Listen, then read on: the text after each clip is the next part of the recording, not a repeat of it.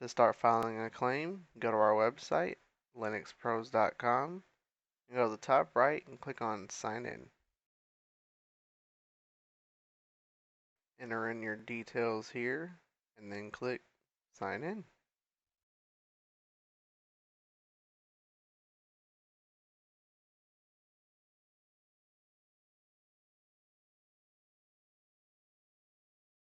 At the top right, you will see you're signed in now. Click on the three bars at the top left, and click on Warranty. Once you're at the warranty section, to start filing the claim, on the right side, click Create a Claim. To start the claim, you start with the application type, residential or commercial.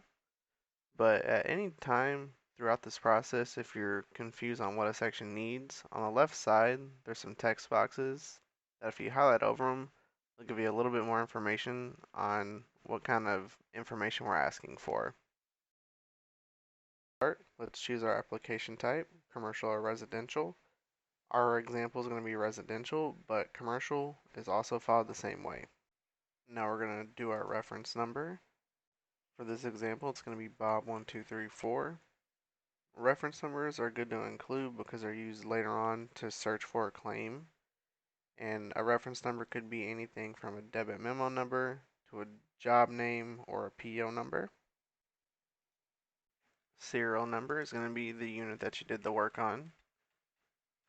After you type it in, click enter or click outside the box where you typed and wait about 5 to 10 seconds.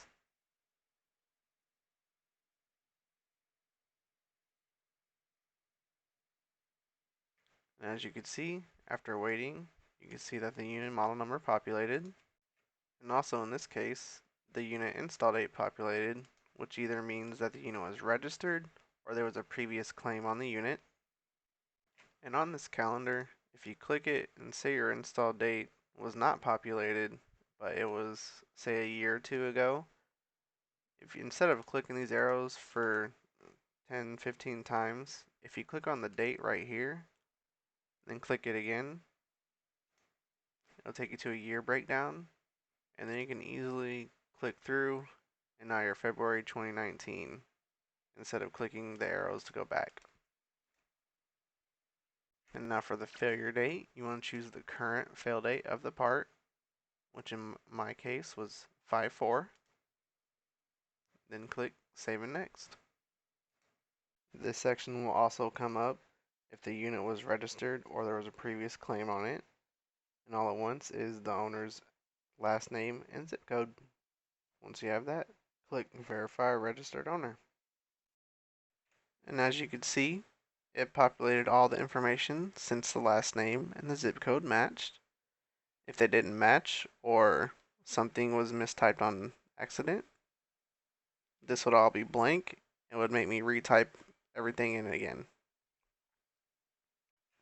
And also, just for an example, hovering over all the left side information will give me a little bit more info about it. Save and next. This is where you enter in the part details. First one is going to be my replacement part that I purchased or I want shipped to me. I want a 10F73. The second part is for the failed part that I'm replacing. All these are going to be older substitutes of the part. For mine, I replaced the 95M55. Here's where you choose how the part failed. You have a drop down, and if none of these fully describe how the part failed, click on Other. And here you can type in a more descriptive failure for how it failed. For my issue, it was an electrical issue. And either hit enter or click off.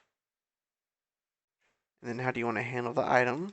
You can either ship a replacement, credit a specific order, delivery, or invoice, or credit for a previous purchase. For mine, I don't have a previous purchase, but my unit is in warranty, so I want to ship a replacement.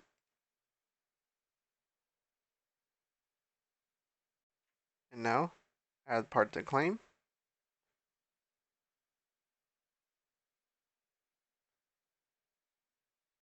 And if you have another part to add to a claim, you can hit add another part, and I'll take you back to the previous screen to add another one. For me, I do not have another part to add, so I'm going to cancel that and save it next.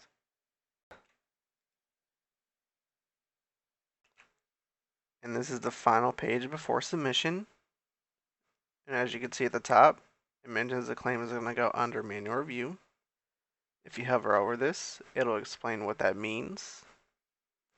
And we encourage you to add any notes that you think could help justify the approval of the claim, such as the work done, other issues that were going on, anything that you might think would help you with the claim.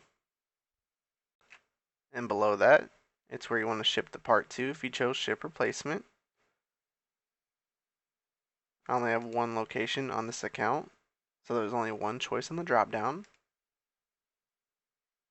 And if everything else looks good with the claim on the right side, all the information matches what we typed in, you can submit the claim.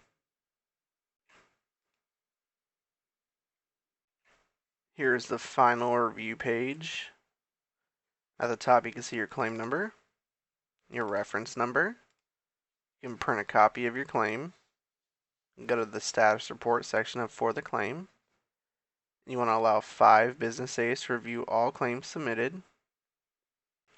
And here you can upload a picture or a PDF for the claim, such as a work order or a picture of the compressor tag. You can email us one as well, or you can fax us one. Please hold on to all failed parts for 60 days during the claim process. This concludes our training on how to file a parts claim. Thank you for watching.